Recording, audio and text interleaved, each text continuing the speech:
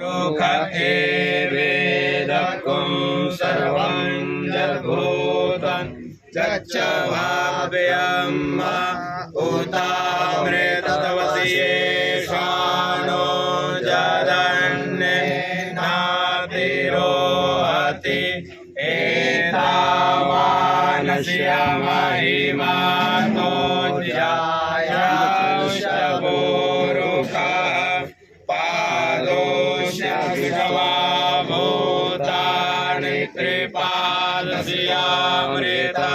दिवि त्रिपादोर्ध्व उदयत्पुरुषः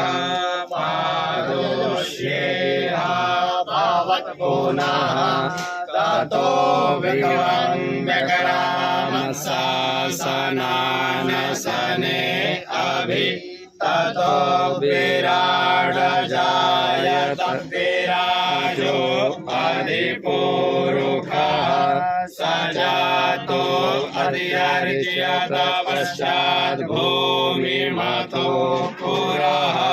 तस्माद्यज्ञात् सर्वभूतरिचः सामानि जदनीरे छन्दागुंसे जदनीरे तस्मादजायत तस्मादसवा अजायन्त जेके शोभयादतः कामो जदनीरे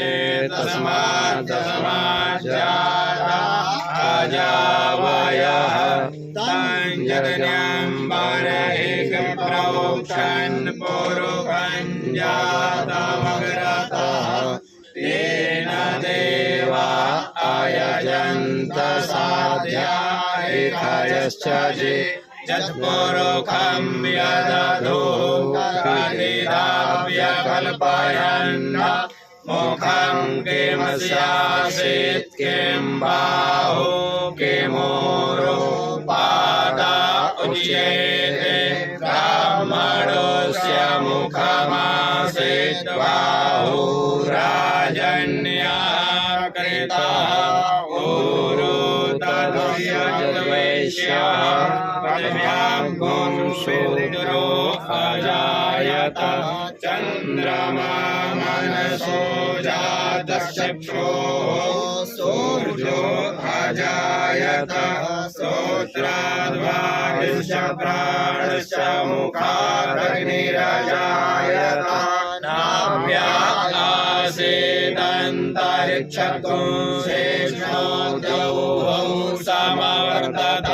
पद्भ्यां भूमिर्दिशः श्रोत्रान् तथा लोकान् कल्पयन् यत्पुरुषेण हविषा देवा यज्ञमतन्वत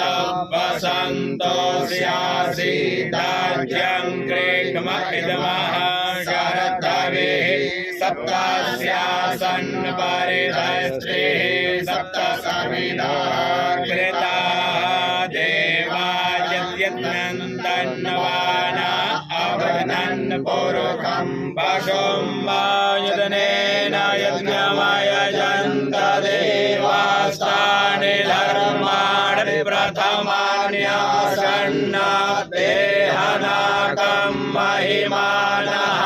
सचन्त यज्ञपूर्वे साध्याः सन्ति देवाः गुरुर्ब्रह्मा गुरुर्विष्णु गुरुर्देवो महेश्वरः गुरुः साक्षात् परं ब्रह्म तस्मै श्री गुरवे नमः।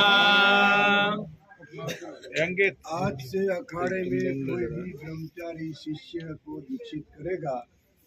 तो आचार्य से महावाक्य का बोध लेगा। ये बात सचिव सुन लो, सत्य वचन। और जो आश्रम पे शिष्य को दीक्षा दिया उनको भी यहाँ लाकर महावाक्य का बोध मेले में देना है। जी बिल्कुल, जो आश्रम में बिल्कुल ये बिल्कुल नियम आज से लागू हो जाए। जी जी, तनी मनस्वी रूप से कोई चीज नहीं चलेगी। संस्कार तनी